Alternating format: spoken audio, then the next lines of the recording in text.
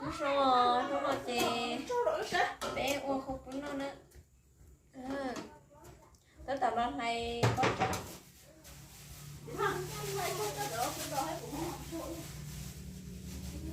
Lần này mó đi nó. Tí lần này là tặng tới rồi đó. Thầy lên đâu ha.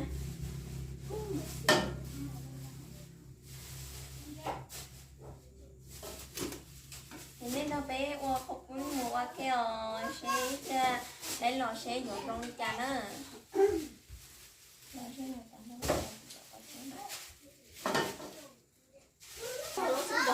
Nhớ lố cũng có trên nào không ạ? Thôi, là không bỏ nó tên tôi chịu đó, chị hai nữa là ha. Bỏ ba chưa? Để còn đấy đi mà. Nó để cơ. Chị. Cho được sức xong rồi cái nó cũng mua ra, không chỉ là thế nó ra cũng có tới không? Qua đây rồi cái đi. Rồi. Lại giờ học con nó rồi cái mà ta chỉ đỡ xuống một chút.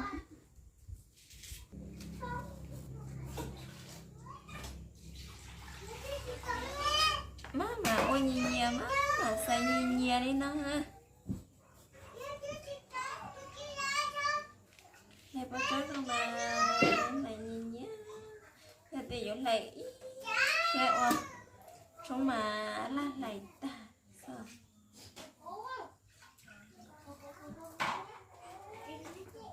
Thôi, cái hồi đấy nó lá một. Nó sần nó lá nó giặt khử trai. Chị sẽ thầy gì thầy lấy lò lạ non này lò thì lạ nó có trộn khía là thầy mà trước tiên mà này mà cá chao đó là chị sẽ thầy chị này có lò nó chị muốn ngon một tiền này có trộn khía nó cứ làm kế nha.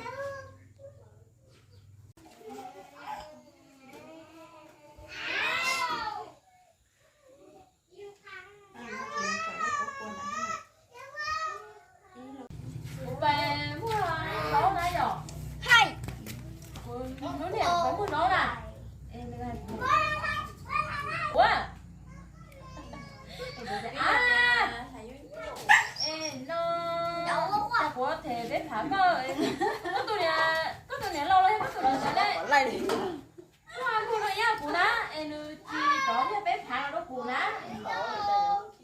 Chị ốt tía tao mà chị to lấy nó trời to có con bao đó để biết một sách nhà con kìa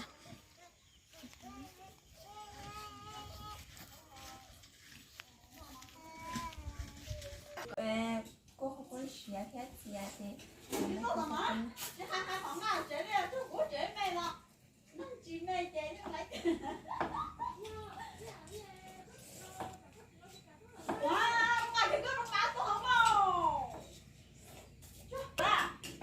nói chè mà cho mình chè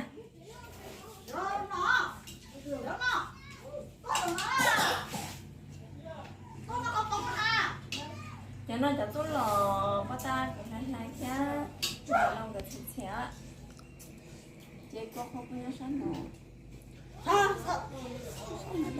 Con đó nè, trời ơi, để không tốt. To lên hả? Nó không có là tớ kia nó. Để nó cũng còn nói cho bé nó cái trùng nó. Giống như tái ra được. Hai. Con to, nó kêu. Không phải là hóa.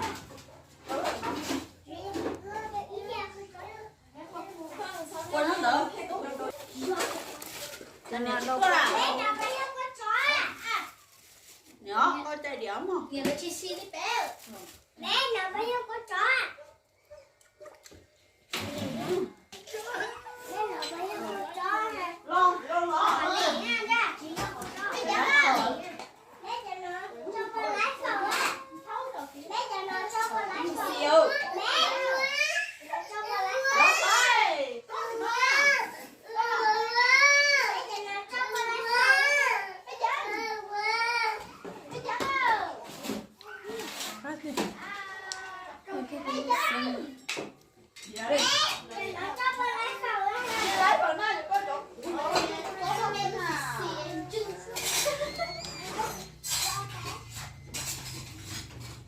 nó to nó chỉ là cho ôi chỉ mà Ai đọc án á.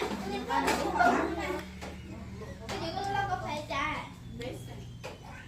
Ra cá à? đâu rồi Nó chuyển ra. vậy ta Nó cho nó cho con nó cá à? xong nó là tống nọ nặng Thế là nó cho người ta chỉ chúa. thì cháu cái chồng được nó Là gì? Nó là tay rất nè. Vậy giờ nhỏ mà cho ông nó nổi mà.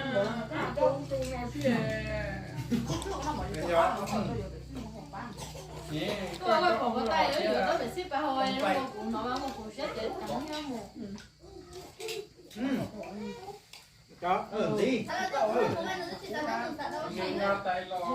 mà nhà có thịt xá là không có bể nữa đâu cá kia ra đẹp rồi tôi chỉ muốn một cá chén nó chỉ tông bỏ đây nó chỉ tông ra này nó cũng tali Thế. nó mà em nói cho cái loại thì nó một cái tiền hết trơn Ô, cá lọc tiêu không muốn chén nó cho.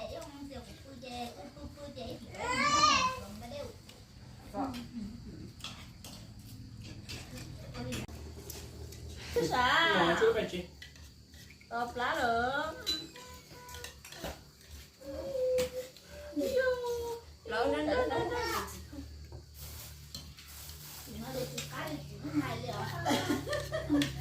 cái này nó trốn hả Thì mình sẽ làm thêm một từ cho tôi này sẽ làm lên đây. Đó.